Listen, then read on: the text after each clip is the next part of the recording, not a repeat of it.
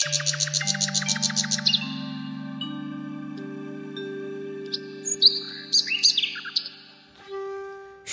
ধানক্ষেত আর নীল আকাশের নিচে অবস্থিত এক গ্রাম।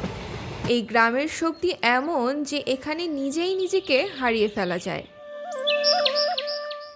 এই গ্রামের একদিকে ভারত, অন্যদিকে বাংলাদেশ।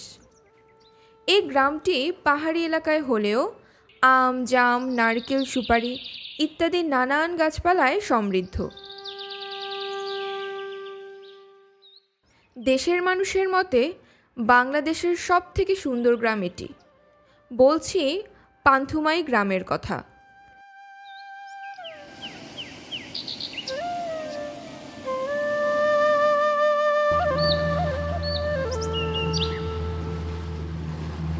এটি সিলেট জেলার পশ্চিম জাফলং ইউনিয়নের একটি গ্রাম, যা ভারত সীমান্তের মেঘালয় পাহাড়ের পাদদেশে অবস্থিত।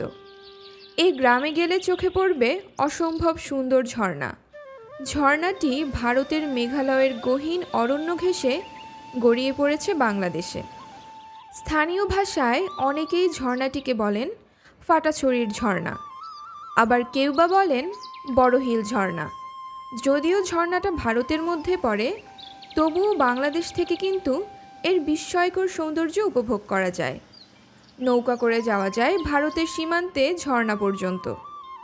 জাফলং থেকে মাত্র 20 থেকে 25 কিলোমিটার দূরত্বে অবস্থিত এ স্থানে প্রকৃতি তার সকল সৌন্দর্য ঢেলে দিয়েছে।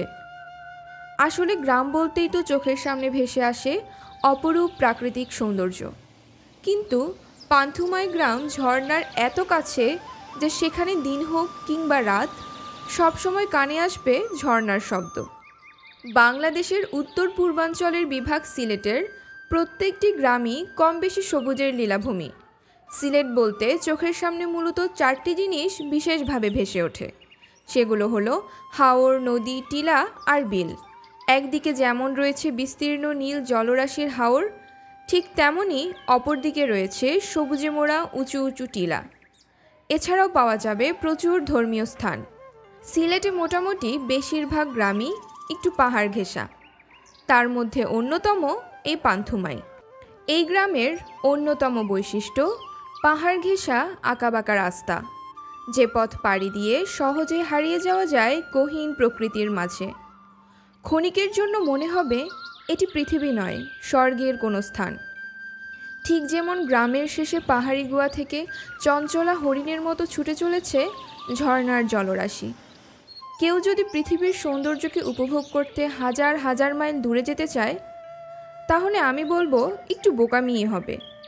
বিশেষ করে বাংলাদেশের মানুষ হলে তো হাজার মাইল দূরের কোনো স্থান নয়, বরং নিজের দেশেরই এই অপরূপ জায়গাটা একবার হলেও কিন্তু ভ্রমণ করা প্রয়োজন।